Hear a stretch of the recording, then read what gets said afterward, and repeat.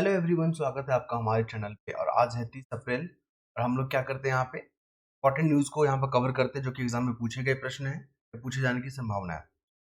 कल हम लोग आते हैं, स्टार्ट करते हैं अपने आर्टिकल पे। देखिए, ये है आपके कनाडा के प्रधानमंत्री हैं, ट्रूडो। क्या नाम है? Justin Trudeau. कार्यक्रम में खालिस्तानी नारे भारत की जताई आपत्ति। कुल मिलाकर अभी एक प्रोग्राम हो रहा था वहाँ पे, खालिस्तानी लोग वहाँ पे सेलिब्रेट कर रहा था खालिस्तान दिवस के रूप में। वहाँ पे ये भी इनवाइट किए गए थे और एक यहाँ पे विपक्ष नेता है वो भी इनवाइट किए गए थे। दोनों यहाँ पे प्रेजेंट थे और यहाँ पे मतलब एंटी भारत, एंटी इंडिया जो यहाँ पे स्लोगन लगे हैं, ठीक है। तो यहाँ पे मेंस का क्वेश्चन कैसे फ्रेम करेगा और वनडे और पीटी एग्जाम में कैसे पूछता है। अगर वनडे एग्जाम है मान लीजिए, तो वहाँ पे कनाडा के प्रधानमंत्री को लेकर पूछा जाएगा, कनाडा का कैपिटल को लेकर पूछ लेगा, कनाडा का करेंसी पूछ लेगा, ठीक है। कनाडा किस किस ग्रुप का मेंबर है या नहीं है, ये चीज आप देख के रखिएगा। इसको यहाँ से क्वेश्चन ऐसे फ्रेम करेगा। और मेंस में कैसे क्वेश्चन पूछेगा कि हाल के वर्षों में भारत और कनाडा के जो रिश्ते हैं उसमें गिरावट देखी गई है। इसके पीछे आप क्या कारण क्या कारण है, विवेचना कीजिए, टिप्पणी कीजिए। 10 नंबर या 15 नंबर का क्वेश्चन मेंस में फ्रेम करेगा। तो आपको बता देना कि अभी जो हाल में जो यहाँ पे रिश्ते में गिरावट देखी गई है ना, वो अलगाववाद के कारण, उग्रवाद के कारण और हिंसा के कारण, अलगाववाद, उग्रवाद और हिंसा के कारण जो इसमें रिश्तों में गिरावट देखी गई है, ठीक है। लेकिन कुछ ऐसे भी क्षेत्र है जहाँ पे भारत और कनाडा के रिश्ते जो है अभी भी मजबूत है। तो यहाँ पे ऐसे करके आपको आंसर को यहाँ पे कंप्लीट करना होगा, ठीक है। चलिए बताते हैं अगले मुद्दे पे। अगले मुद्दे पे हमको यहाँ पर क्या देखने को मिल रहा है। देखिए, कॉलेजियम सिस्टम न्यूज में आ रहा है।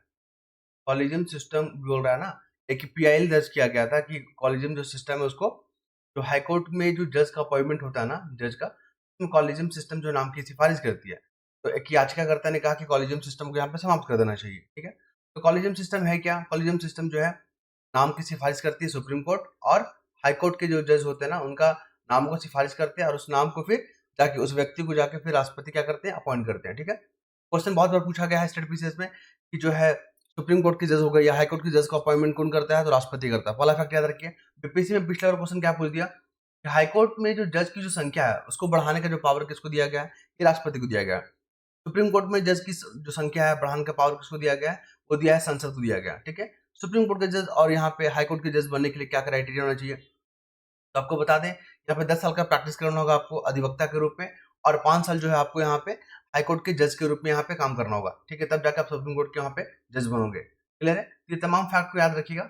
एक और क्वेश्चन पूछा जाता है कि जब फाइनेंशियल इमरजेंसी देश में लगेगा ना, तो राष्ट्रपति को छोड़ के, प्रेसिडेंट को छोड़कर हाईकोर्ट और सुप्रीम कोर्ट जितने भी जज वगैरह हैं, सेंट्रल जो एम्प्लॉय हैं, स्टेट एम्प्लॉय, सबकी सैलरी कट कर दी जाते हैं, ठीक है। ये क्वेश्चन बार बार पूछे गए एग्जाम में, मैंने आपके साथ शेयर किया। और न्यूज़पेपर का ऐसे ही पढ़ना है, ठीक है। बहुत बहुत सारे न्यूज़ को आपको स्किप करना होता है क्योंकि आपके एग्जाम से रिलेवेंट नहीं होते हैं और वहाँ पे टाइम बहुत ज़्यादा आपका कंज्यूम हो जाएगा। हमारा क्या मकसद होता है कि 15 से 20 मिनट में पूरा न्यूज़पेपर को आपके पास जो है निचोड़ के आपके सामने प्रस्तुत करना। अगर आपको अच्छा लगता है हमारा फैक्ट या हमारा तरीका अच्छा लगता है, तो आप हमें कमेंट करके आप हमें मोटिवेट करेंगे, ठीक है। चलिए, यहाँ पे मेंस में क्वेश्चन कैसे फ्रेम करेगा। देखिए, विभाजन के बाद जब भारत और पाकिस्तान का विभाजन हुआ था ना, तो पूर्वोत्तर जो हमारा प्यारा भारत है, ये प्यारा भारत है, श्रीलंका यहाँ पे, ये हमारा नॉर्थ ईस्ट वाला इलाका। माफ कीजिए, मैप मेरा अच्छे से नहीं बन पाता, लेकिन मैं आपको दिखाने की कोशिश करूंगा कि मैप कैसे बनाया जाता है एग्जाम के पहलू से, ठीक है। और ये हमारा नॉर्थ उत्तर वाला पार्ट हो गया, इधर नॉर्थ ईस्ट हो। तो ये पूर्वोत्तर जो भारत है ना, उसके बीच में जो संपर्क है जो टूट गया है, क्यों? विभाजन के कारण। तो यहाँ पे जो हमारे डॉक्टर एस जयशंकर जी हैं, ministry of external affair minister ही हैं हमारे। इन्होंने बताया कि देखिए, क्वेश्चन कैसे मेंस में फ्रेम करेगा कि जो उत्तर पूर्वी भारत है, वहाँ पे विकास जो है पहुँचने में, विकास करने में क्या-क्या बाधा है या क्या-क्या चुनौती है। आपको बता देना, यहाँ पे राजनीतिक मुद्दे, यहाँ पे राजनीतिक बाधाएँ हैं और प्रशासनिक मुद्दे भी यहाँ पे बाधाएँ हैं, ठीक है। यहाँ पे क्या चुनौती के रूप में कार्य कर रहा है। तो ऐसा करके आपको यहाँ पे आंसर लिखना होगा। आगे बात करें यहाँ पे, देखिए फिर सुप्रीम कोर्ट यहाँ पे आ गया न्यूज़ में। तो सुप्रीम कोर्ट जो है ना, आर्टिकल 124 जो डील करता है, सुप्रीम कोर्ट से डील करता है। मैंने बताया यहाँ पे कि जज की अपॉइंटमेंट कैसा होता है, क्या क्राइटेरिया होना चाहिए, ठीक है, जज कौन लोग बन सकते हैं, इन तमाम चीज़ों पे मैंने बात किया। आगे बढ़ेंगे हम लोग धीरे धीरे। तो यहाँ पे एडिटोरियल पेज है और यहाँ पे जो इंपॉर्टेंट मुझे लगेगा मैं वहाँ पे डिस्कस करूंगा। देखिए, ग्लोबल वार्मिंग को लेकर अभी आप देख रहे हो ना, टेम्परेचर कितना बढ़ चुका है। यहाँ पे 20 डिग्री सेल्सियस होता था एवरेज टेम्परेचर, वहाँ पे 40 प्लस हो गया है। आप समझ रहे हो ना। तो इससे क्या हो रहा है कि आने वाले समय में भारत को किन किन चुनौतियों का सामना करना पड़ेगा। तो भारत को आने वाले समय में तेज गर्मी, अत्यधिक वर्षा, अनिश्चित मानसून और मौसम संबंधी आपदा, ये तमाम जो है चुनौतियों को भारत का सामना करना पड़ेगा। मेंस में क्वेश्चन पूछेगा कि आने वाले समय में भारत जो है मौसम संबंधी क्या-क्या चुनौती फेस करना पड़ेगा, तो तेज गर्मी को फेस करना पड़ेगा, अधिक वर्षा को, देखिए फ्लो चार्ट बनाइएगा यहाँ पे लिख दीजिएगा क्या भविष्य में जो भारत के सामने क्या-क्या चुनौतियाँ रहेंगे, ऐसा करके फ्लो चार्ट बना के आपको यहाँ पे आंसर को लिखना है। इससे क्या होता है, आंसर आपको जो है ना बहुत अट्रैक्टिव लगेगा और एग्जामिनर को भी चेक करने में मजा आएगा आपका, ठीक है। अत्यधिक वर्षा, तेज गर्मी हो गया, मानसून हो गया, मौसम संबंधी आपदाएं भारत को सामना करना पड़ेगा, ठीक है। चलिए ये तो हो गया मेंस में। दूसरा और देख लीजिए यहाँ पे, ये हमारा पृथ्वी है, यहाँ पे नॉर्थ हो गया, यहाँ पे साउथ पोल हो गया, ठीक है। तो नॉर्थ वाले जो गोलार्ध होता है ना, उत्तरी गोलार्ध हो गया, दक्षिणी गोलार्ध, यहाँ पे पानी बहुत ज़्यादा है, महासागर बहुत ज़्यादा है, ठीक है। तो महासागर बहुत ज़्यादा, तो यहाँ पे गर्मी को सोख लेता है, कार्बन डाइऑक्साइड को सोख लेता है, ठीक है। अलीनो शब्द भी देखिएगा यहाँ पे, अलीनो न्यूज़ में आ गया है। तो ये जो प्रशांत महासागर होता है ना, प्रशांत महासागर, वहाँ पे टेम्परेचर बढ़ जाता है, और जहाँ पे अलीनो का घटना हुआ ना, तो वहाँ पे क्या होता है, गर्मी बढ़ जाती है, याद रखिएगा। ये क्वेश्चन जो है बहुत सारे स्टेट पीसीएस में और आपका यूपीएससी में प्रीलिम एग्जाम में पूछा गया है, अलीनो इफेक्ट, ठीक है। इससे क्या होता है, गर्मी बढ़ जाता है और पूरे जो भी देश में इस तरह की घटना देखने को मिलेगा, तो वहाँ पे गर्मी बढ़ जाता है। फिर आपको यहाँ पे बता दें, जो ध्रुव जो होता है ना, पोलर वाला एरिया, यहाँ पे गर्मी जो है ना बहुत तेजी से बढ़ रहा है। जो इधर वाला एरिया में जिस स्पीड से बढ़ रहा है ना, उससे ज़्यादा स्पीड से बढ़ रहा है नॉर्थ वाला में। इसे मेंस में जो है ना, माफ कीजिएगा, पीटी में जो है स्टेटमेंट बना के क्वेश्चन पूछेगा। फिर आपको यहाँ पे देखिए, ध्रुवीय क्षेत्र में जो 4 गुना तेजी से यहाँ पे गर्म हो रहा है, पूछेगा कि पृथ्वी का कौन सा हिस्सा सबसे ज़्यादा तेजी से गर्म हो रहा था, ध्रुव वाला, ठीक है, पोलर एरिया। फिर आपको बता दें, महासागर का क्या क्या काम होता है। ओशियन आप देख रहे हो ना, तो ओशियन का जो काम होता है, वो गर्मी को जो है ऑब्जर्व कर लेता है, कार्बन डाइऑक्साइड को ऑब्जर्व कर लेता है, तो ये इसके महत्वपूर्ण कार्य हैं। लेकिन जैसे जैसे जब गर्मी को और कार्बन डाइऑक्साइड को ऑब्जर्व करता है ना, तो जो केमिकल जो फॉर्मूला होता है पानी का, वो चेंजेस हो जाता है। इससे भी जो है जो कोरल रीफ है ना, उस पर भी इफेक्ट देखने को मिलता है। अभी आपने आल्पस, एंडीज, रॉकीज, अलास्का बोलेगा, न्यूज़ में चल रहा है, ये क्या है, तो ये पर्वत श्रृंखला है। इस यहाँ पर जो बर्फ होता था ना, वो भी पिघल रहा है, क्योंकि टेम्परेचर बढ़ जा रहा है। टेम्परेचर बढ़ रहा है तो बर्फ पिघल जा रहा है, ये बहुत बड़ा जो है कंसर्न बना हुआ है। फिर देख लीजिए यहाँ पे, अगर कार्बन डाइऑक्साइड उत्सर्जन करने में भारत का क्या रैंकिंग है, या कौन सा देश जो सबसे अधिक जो उत्सर्जित करता है, तो देख लीजिए अमेरिका का जो है पर कैपिटा जो है यहाँ पे, अमेरिका का उत्सर्जन को लेकर 14.5 मीट्रिक टन है, और भारत का 2.9 मीट्रिक टन है। तो अब देख रहे हो ना, डेवलप कंट्री में ज़्यादा जो है यहाँ पे कार्बन डाइऑक्साइड का रिलीज कर रहा है, और जो develop country, under developing country, वो लोग कम कर रहे हैं। 2015 में पेरिस जलवायु समझौता हुआ था क्लाइमेट चेंज से निपटने के लिए, ठीक है। आपको बता दें, जो क्लाइमेट चेंज हो रहा है ना, उसका अर्थव्यवस्था पे क्या प्रभाव पड़ रहा है। देखिए अर्थव्यवस्था में क्या हो रहा है कि आर्थिक नुकसान के रूप में $264 का यहाँ पे नुकसान हो जाएगा। श्रम के जो घंटे हैं उस पर इफेक्ट पड़ेगा, आजीविका पे असर पड़ेगा, जीडीपी पे असर पड़ेगा।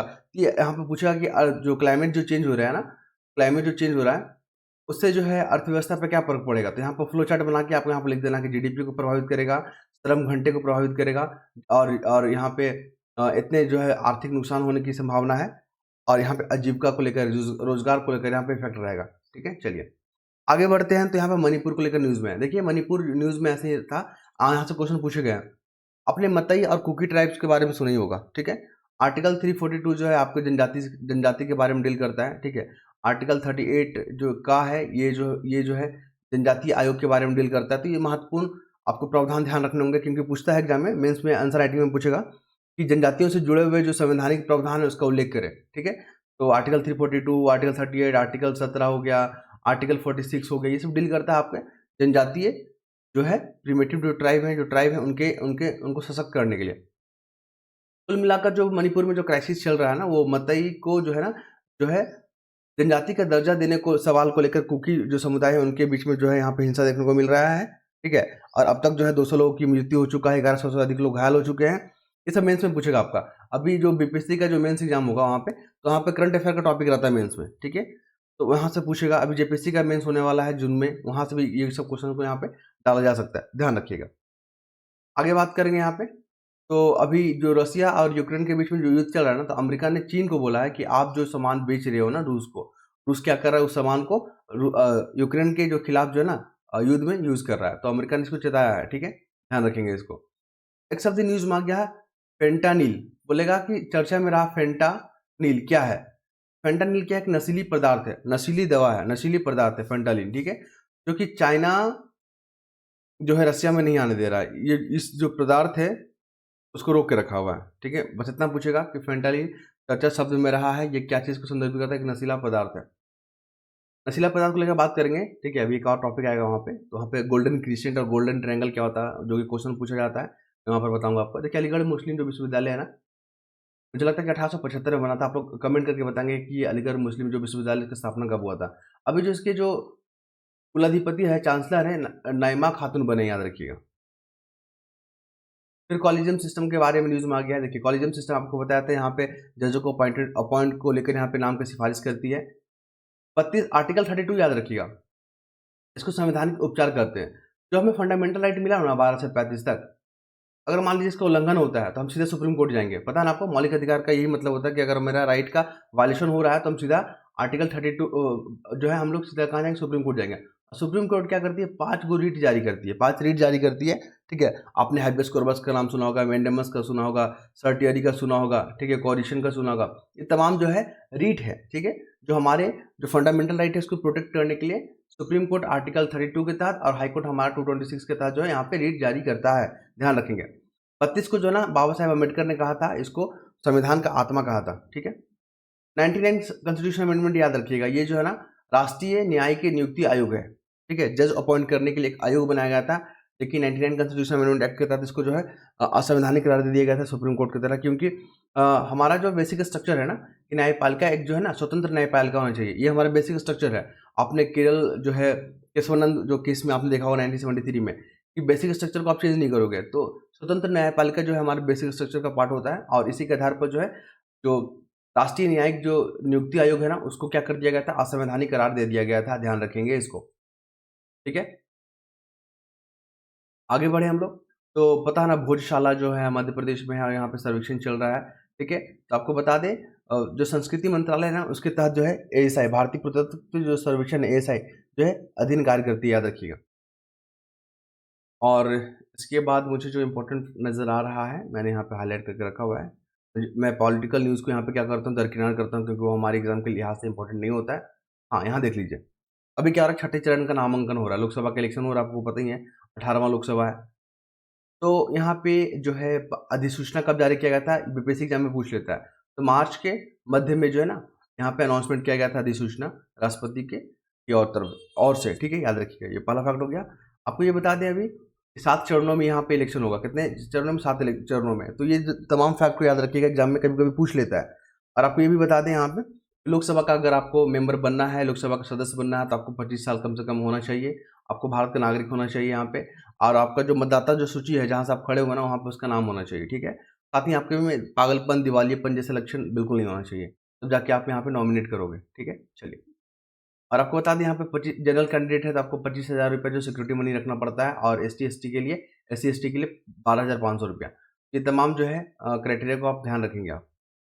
आरबीआई ने कहा कि बैंक जो है ना ब्याज को वसूल करने के उचित तरीकों को अपनाए। कुल मिलाकर आरबीआई से क्वेश्चन पूछता है, यूपीएससी में पूछा था कि आरबीआई को पावर जो संविधान से मिलता है, तो बिल्कुल नहीं मिलता है। आरबीआई को पावर मिलता है 1934 एक्ट, आरबीआई जो है 1934 से मिलता है, याद रखिएगा, ठीक है। आरबीआई के जो जो गवर्नर होता है उसको अपॉइंट केंद्र सरकार करती है, ठीक है।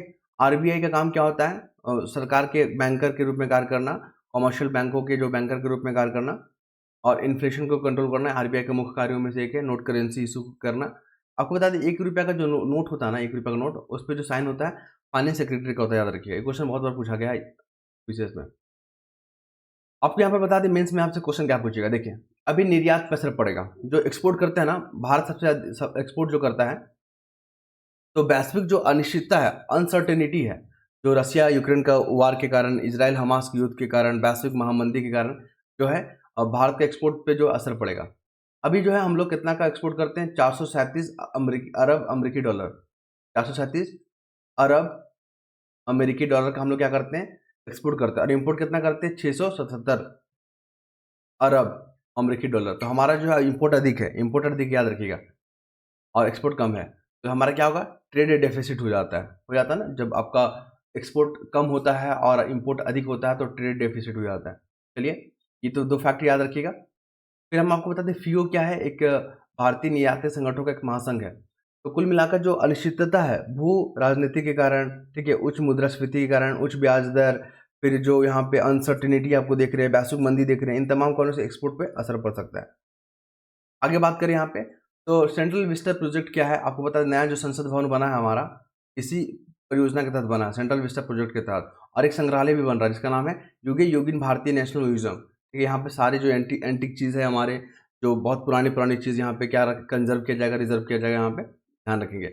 अभी जो पुराना जो संग्रहालय था, राष्ट्रीय संग्रहालय 1955 में बना था, और इसका जो नींव रखे थे कौन रखे थे, प्रधानमंत्री जवाहरलाल नेहरू। ठीक है, चलिए, इसे वन में बहुत बार पूछेगा, ध्यान रखिएगा, इग्नोर बिल्कुल नहीं करना है।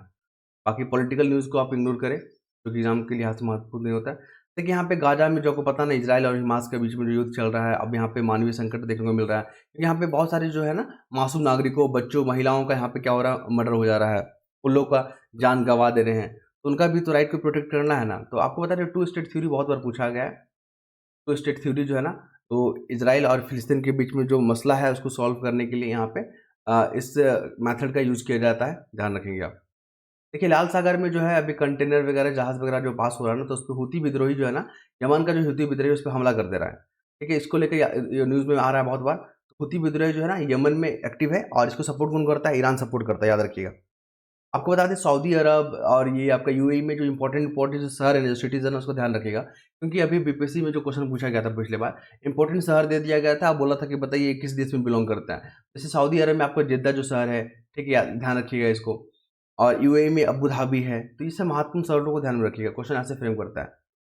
आगे बात करें तो वीवीपैट जो न्यूज़ में है, आपको बता दें 2013 में पहली बार जो नागालैंड का जो इलेक्शन हुआ था उसमें इंट्रोड्यूस किया गया था वीवीपैट 2013 में।